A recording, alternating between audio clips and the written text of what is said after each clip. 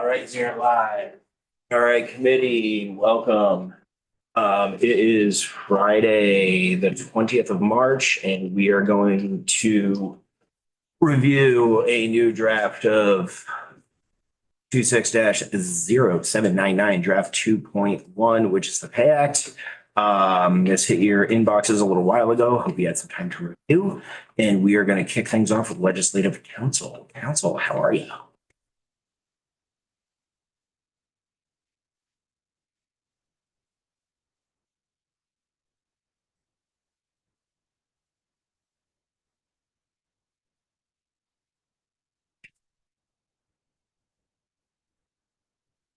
Good afternoon, committee. For the record, Brent Hare, Director and Chief Counsel of Legislative Council, here to speak to you about draft 2.1 of the Pay Act. This is a committee bill, so it doesn't have a bill number. And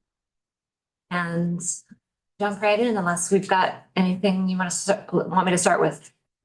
No, I just, the update is we have numbers to review now. We sure do. All right, cool. Okay, so I'll start with section 1. If you recall, this is the section that sets out the results of the collective bargaining. So pursuant to the collective bargaining agreements for fiscal years 27 and 28, section A, subsection A describes what happens in fiscal year 27, which is a little bit different than the last biennium's Pay Act. So I'll try to explain what's happening here. So the agreement provides that for most classified employees in fiscal year 27, there will be the average 1.9% step increase. That's typical. And then there will be 2 additional increases in fiscal year 27. The first one is a 2% across the board increase on July 12th of this year. And the second one is another 2% across the board increase on January 10th of next year, for a total for fiscal year 27 of a 5.9% increase.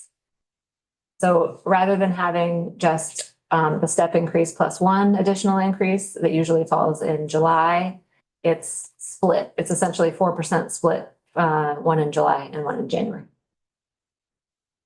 Moving on to subsection B on page 2, we're looking at fiscal year 2028.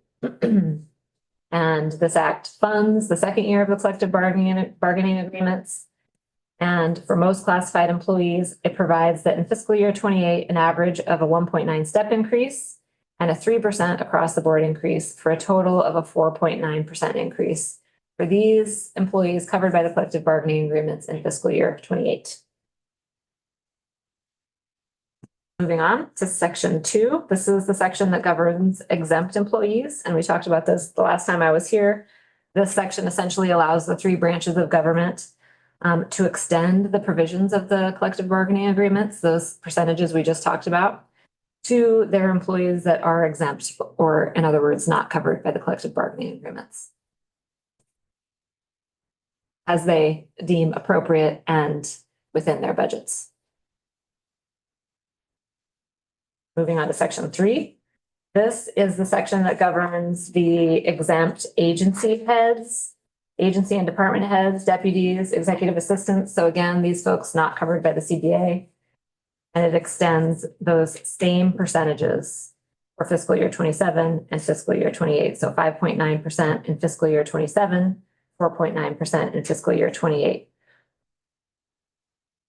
So, and then the language there, just in case you're reading the language, we've got these specific statutory provisions that set forth the how to determine salaries for these folks. So it just provides that the average rate of adjustment available to most classified employees under the CBA is extended to these folks as well. So moving on to section 4, this is when we get into the statutory salaries. And this looks a little bit different from the way you saw it when I was here last, just because we couldn't fit all the numbers across the way. So we start with the statutory salaries that were set forth in the prior 2 fiscal years, and we've struck all those through because we have replaced them with the numbers that follow just below. So if you look on page 4, the new statutory salaries for the governor, lieutenant governor, secretary of state, state treasurer, auditor, and attorney general can be found there. So again, we've got 3 columns for the increase that happens on January 12th, 2026. Not January, July 12th, 2026. And then the salary as of January 10th, when they get that second 2% bump. And then the salary starting on July 11th, 2027, which will apply to the next fiscal year. Moving on to page 6. This is where we see the heads of the departments and agencies. So again, we've got all of those former statutory salaries struck through, and the new ones start on page 9. So if you flip or scroll down to page 9, that's where you'll see the new base salaries.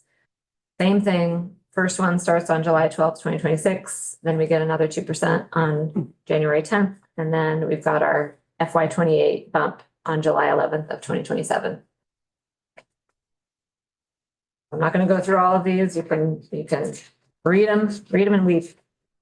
I'm going to move on to page 12, section 5. This moves into the judicial branch statutory salaries. So once again, same concept here, everyone. We strike through the existing salaries. Page 14 is where we've got the new salaries for the Chief Justice, Associate Justices, Chief Superior Judge, each Superior Judge, and magistrates, and Judicial Bureau hearing officers.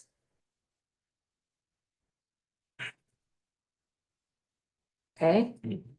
Moving on to section 6, I'm on page 15 now. So there's new language here that sets out the compensation for assistant judges.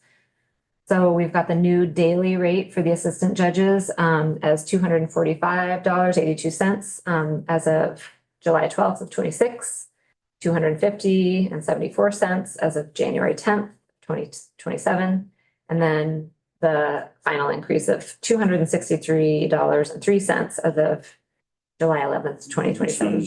163. Yeah, it says 160, should I say? That's an error. It should say 2. I will get that corrected. Say why they went down. My version says 2, so I'll get that fixed. Okay. So moving on to section 7, now we're looking at the probate judges. So again, we've got their current annual salaries struck through on page 16. Page 17 sets out their new annual salaries as of the 3 relevant dates. So these are for the probate judges in the various counties. And I think I mentioned this the last time we did this walkthrough. There's quite a bit of variation here among the different counties, and that reflects some of these probate judges are part-time and some are full-time. Reflects their workload for those counties.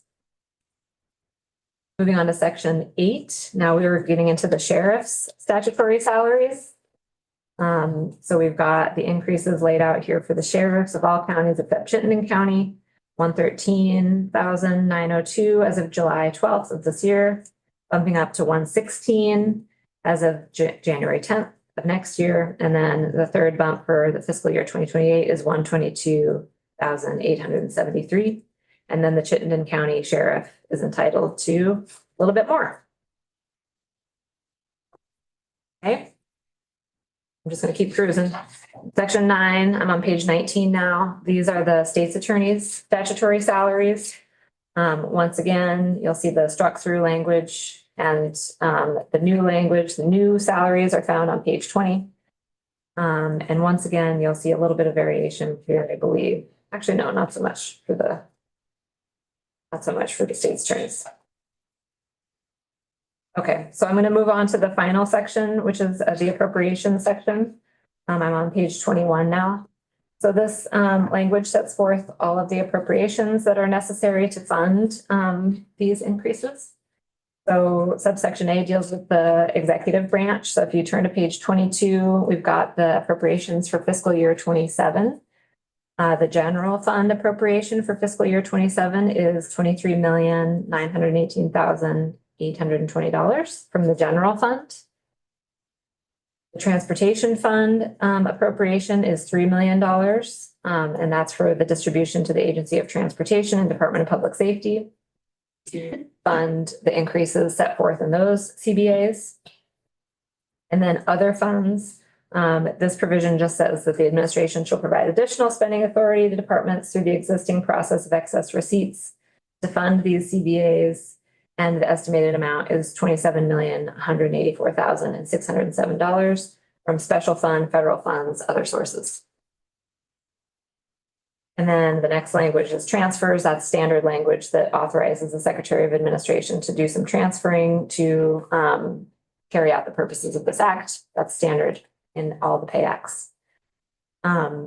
Page 23, now we're looking at fiscal year 28. General fund appropriation for fiscal year 28 for the executive branch salary increases is $24,974,632. T fund appropriation is 3 million again, and that's for the 2028 collective bargaining agreements. Other funds, that's $28,362,343. And then again, we've got that transfer language, same transfer language there. So looking at page 24, we are on to the judicial branch appropriations. And we've got for fiscal year 2027, the appropriation for the salary increases for employees of the judicial branch, not covered by the CBAs, is $3,800,867 appropriated from the general fund. $277,316 is provided from other sources to the judiciary to fund the 2027 collective bargaining agreement. Fiscal year 28. So the second year of the 2-year agreement, we've got $2,466,396 appropriated from the general fund and $179,952 provided from other sources to the judiciary. Lastly, your favorite, the legislative branch. So for the first fiscal year 27, General Assembly, all of you, including all of your staff, funded with a $914,634 appropriation from the general fund. And for the next fiscal year, general fund appropriation is $778,939. There you have it. Thank you, Brad. Questions for council? So we're waiting on a draft for the. I can- on page 13 I on can get that 7. to you right. Yeah. Please feel free to Yeah. Would you like get that correction in motion. Will do. So the goal is to vote this out. So we did a good run through of this the other day. Nothing has really changed other than putting in the numbers that were vacant before. Where can I go? Is there still a vacant number for the bargaining unit that hasn't DOC. completed their negotiations? I can answer that and Amy will correct me if I'm wrong. But those negotiations are ongoing and yet DHR feels comfortable to provide us with a number based on the likely outcome of the negotiation. Okay, so it's in here Correct. The field and is could be amended pending the outcome of the collective bargaining. Indeed. correct. Okay, thank you. So it is the best guesstimation available in this moment. Okay, so I have just changed it. So you're going to be voting on draft 2.2. And Nick will have that momentarily. Okay, thank you. Wait for that clean copy. I will be the reporter.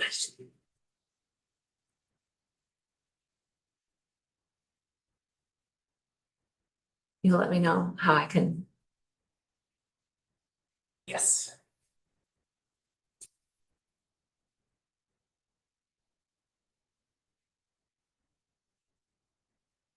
So just. Yes. Sort of like I asked before, so this $24 million of the general fund for fiscal year 2028 is in the current budget that the governor proposed, or this is in addition to it? It is in. Sorry, I can. Yes, I'm going to turn that. Yes. Amy. Identify yourself for the record, please. Amy Pope for the Joint Council Office. Uh-huh. So, the way I understand it is the money for 2028 is not appropriated in the bill.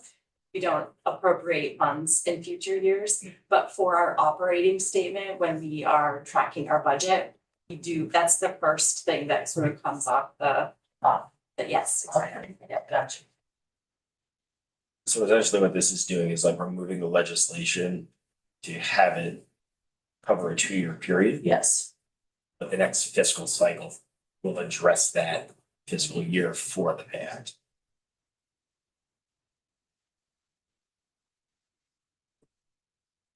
Okay, so I've shared it with Nick. He's shared it with. Got it. Perfect. 222. So I can just speak very briefly to this. The draft 2.2 as of 2:21 PM. The only change to this draft you'll find on page 15, which is a correction to the daily rate for assistant judges in fiscal year 28. So it's that last number, $223.03 a day as of July 11th, 2027.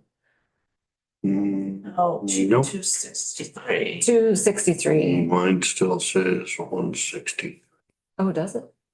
No, mine says 263.03. All right. Yeah, I just opened up the wrong. Brett Pango. Sort of towards the end of this, 2027 versus 2028 Page. in the,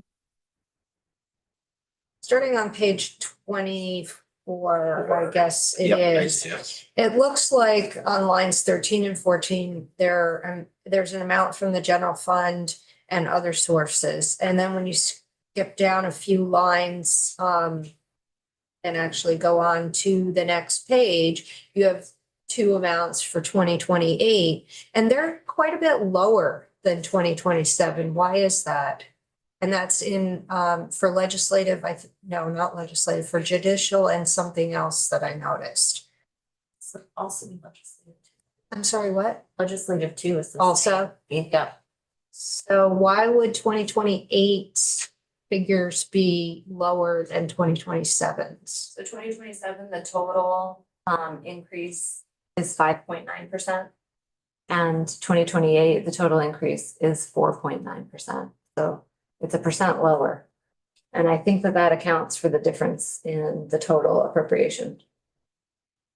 Okay, I guess I was thinking that even though they're not getting as large of an increase, they'd still be getting more money. So why is more money not appropriated, or does that fall back on what you just said about appropriating for a future year? Remember that the Pay Act only funds the increases. It doesn't fund the base Oh, salaries. okay, thank you.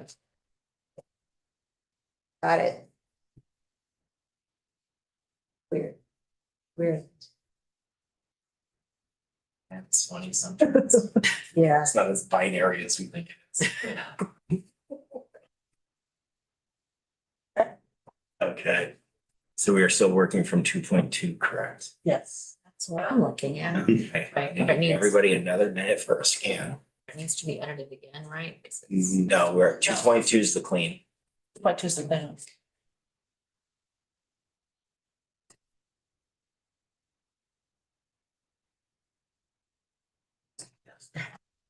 20 minutes. It's No, that kicked to 2:45. did. Yep.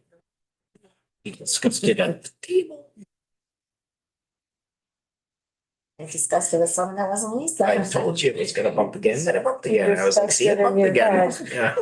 And I was supposed to read the lines. Recall using words. We'll discuss this later. Do you want a motion? Not in front of the children. Yes. I like to motion that we accept the budget as the Pay Act as submitted in 2.2 version. I second. So draft number 26-0799, 2.2, Oh, yeah. correct? Yes, Yes. draft number 26-0799, draft number 2.2. The motion has been made, barring further discussion or comment. The clerk will call the roll. Representative Boyden, yes. Representative Coffin. Yes. Representative Pango. Yes. Representative Hooper. Yes. Representative Morgan. Representative Nugent. Yes. Representative Pincinel. Yes. Representative Stone. Yes. Representative Waters Evans. Yes. Representative Byram. Yes, I will be the reporter of the bill. 901. Thank you, Ben. Thank you, Bren. Have a great weekend. You know. Thank you too. All right, committee, that was a really big item to wrap this up with. So that was an amazing run to the crossover deadlines. Really proud of you. It's snowing. Everybody get home safely. Nick, pull the plug. Matt.